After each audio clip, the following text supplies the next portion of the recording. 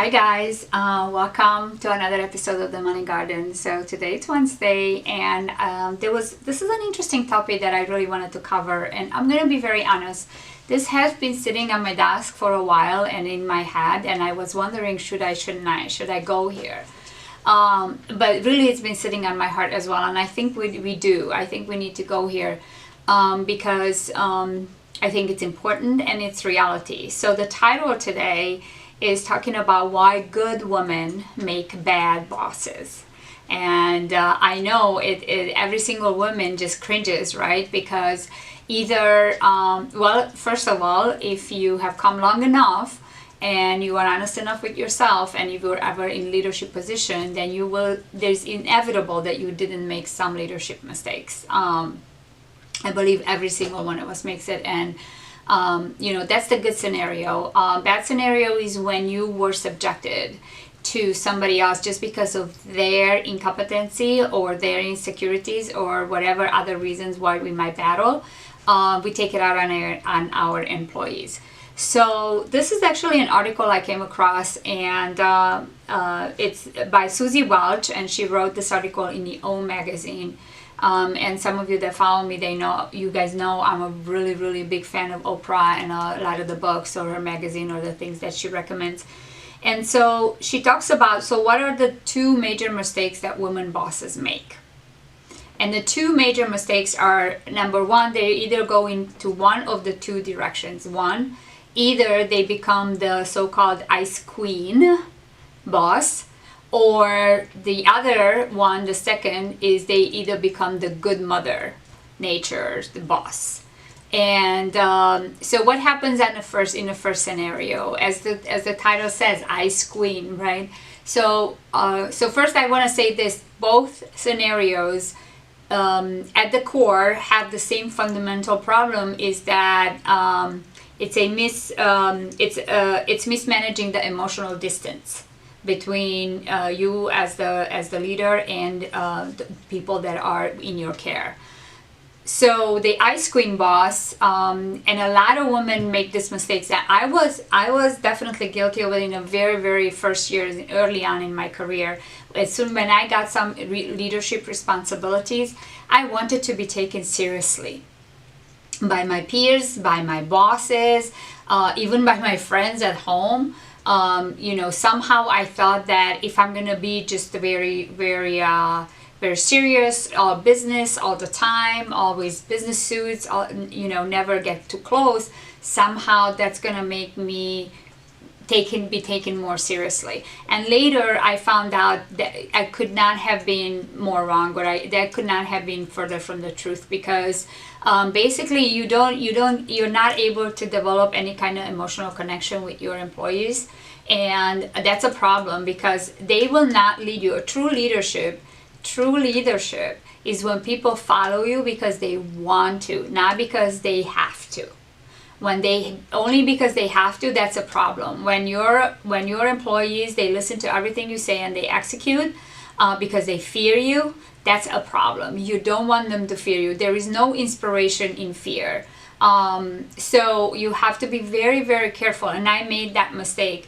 And then some women bosses think that somehow that's the solution, and it might work on a short run.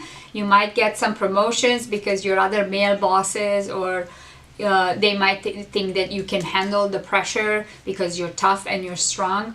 But in the long run, I really truly do believe that it's not good for you, because especially if at your core you're not like that, and most women are not. Most of us by nature, we're nurturing. We always want to be nicer. We want to help people. We want to make the closer connection, right? So at our core, we're not that. And in long run, you're gonna have this internal battle, right? Where this facade that you have to put up, and how you want everybody to perceive you, and what's really reality, what you really want to be.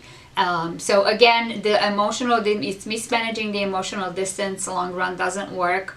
Now the other side is the other extreme, right? When it's called the good mother boss, so to speak, is we see it a lot in nonprofit organizations, right? Where it's all about caring, we want to help people, we want to help the greater good. Usually with nonprofits, the clients that we're helping, irrelevant of what the cause is, there's always going to be some people who are in need, right? Whether it's illness, whether it's cancer, whether it's domestic violence, whether it is hardship, whatever that nonprofit helps, even if it's animal shelters, whatever it is, it's always we're helping someone because out of the kindness of our heart, or because we can, or nonprofits, the very sole existence role of nonprofits is to help people without expecting anything in return, right? So that's the very nature of the business. So then we see that a lot where the bosses, everybody has this culture of like, we're all friends and we get to know everything about each other. And the problem there becomes that we get to know every single little detail about each other. And that's not good either. And because at one point that starts blurring the lines of what's friendship and what's the distance between, you being responsible for someone. Especially it becomes a problem when it's great when we're all friends, but if I am the manager, right, and then now I have to institute some new policies, and those policies may not be very lenient, and I have to enforce it, that's when the problems comes in. Because now everybody else underneath me, they think we're good friends, and now I'm enforcing these, and they're going to take it aback from that. So it's going to cause some problems long run. Neither one of them, so be very wary. I don't know if you find yourself in that kind of situation. Just be, very aware of which way you might go. Now, there is not one size fits all solution. And I really truly do believe there is no necessarily a blueprint for it. We all have a different layer of the balance, right? In my opinion, what I would say is first and foremost, be very, very, open and aware with yourself of where you're at and where you want to be. So that's where it starts, right? Understand that. And then there's different ways. There is a lot of resources out there nowadays. There's books, there is mentors, there's leaders, there's other people you can reach out to get some more resources and learn some new ways and approaches of how you might be able to find that balance. And you're going to have to find that balance that it's a little bit more congruent with your true nature, and at the same time is applicable in that work environment in which you may find yourself in.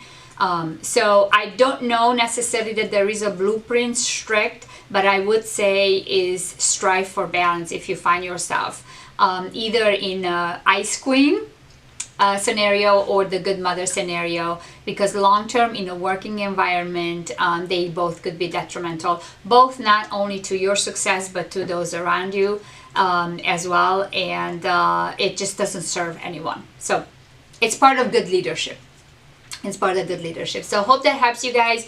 If you're a woman out there, at your core, you feel like you're struggling a little bit, I would say probably take a step back and reevaluate, your relationship with your people. Not just those that are in your care, but also your superiors or your uplines or whatever you might call them, your bosses, right? So hope that helps you guys. Again, the article was why good women make bad bosses, and these are some of the traps that sometimes you might want to fall in. We might fall into that we really need to be aware of.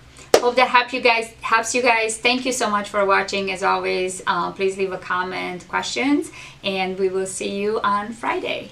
Thank you.